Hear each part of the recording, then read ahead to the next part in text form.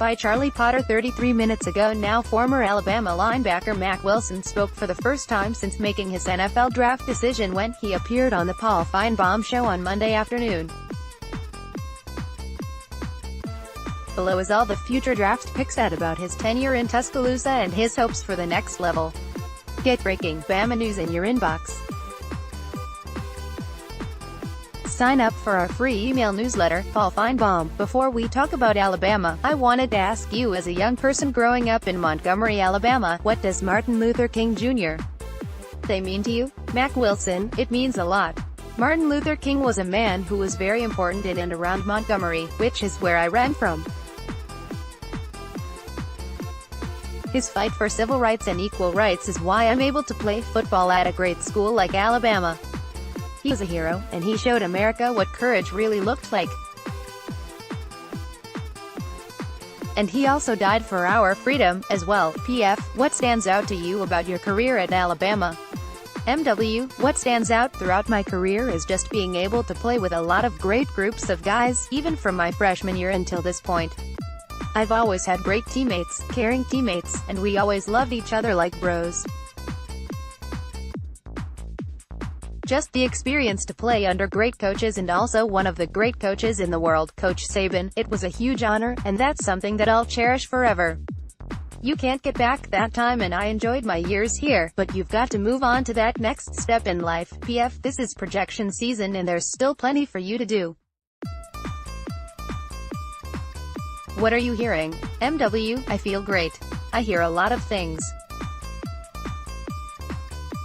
I have a possibility or chance to go first round, second round, third round, or whatever the case may be, but I'm not paying attention to anything right now because, at the end of the day, the work still has to be put in. I still have to showcase my ability to be that player that everybody thinks I am. I still have to show NFL teams that I have great character, I'm a great person, I love football, I'm not just playing football just to be playing it. So, there's a lot of things that I have to work on through these next 5 or 6 weeks before the combine just to continue to be a better person and a player. PF, what are you doing right now to get ready for the NFL scouting combine? MW, obviously we lost. We got back and I took the Sunday off, the Monday off, and I went to work that Tuesday because there's no time to be wasting. I can't be sitting around while everybody else is working hard and preparing themselves for that next chapter. And we're already was behind by just being one of the 4 teams in the college football playoff, so therefore, there wasn't too much time to rest and chill and enjoy life.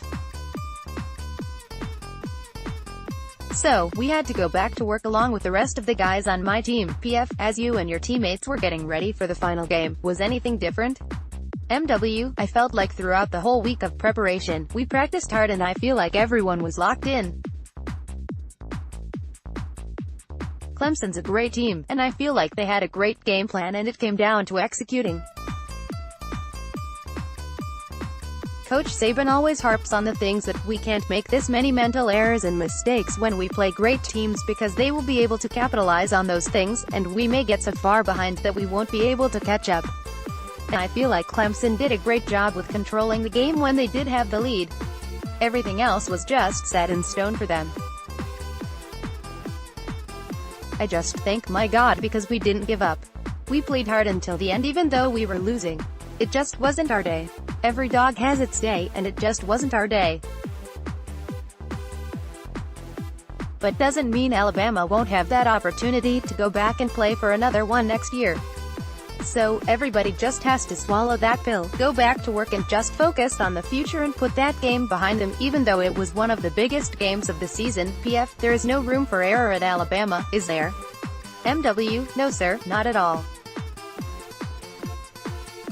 I feel like even when you're coming in as a freshman, there's a lot of ways that you can contribute to the team by just being on special teams and going down and making plays, being on punts or any of the other special teams. But you can't make any errors because, at the end of the day, you've got here the boss man, which is Coach Saban, and at the end of the day, nobody wants to mess up.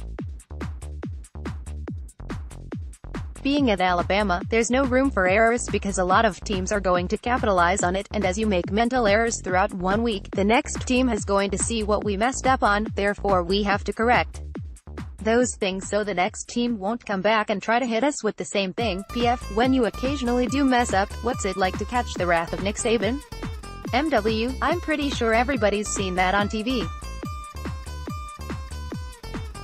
Coach Saban is not a person to be played with by making mental errors, especially on game day, because we put the work in throughout the whole week, so therefore everybody should know what to expect, everyone should know what the checks may be or anything like that.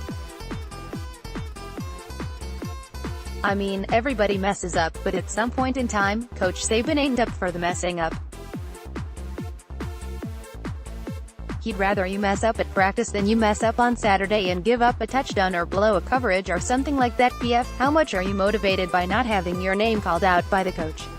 MW, I feel like if coach is not saying anything, I mean he's done washed his hands with you or something like that. But I'd rather for a coach to get on me even when I'm right and wrong, because that's what creates great players and that's what separates guys from being just good to great. So, I feel like even when I'm right, coach tells me what I can do better, so there's always room for a guy to be coached up.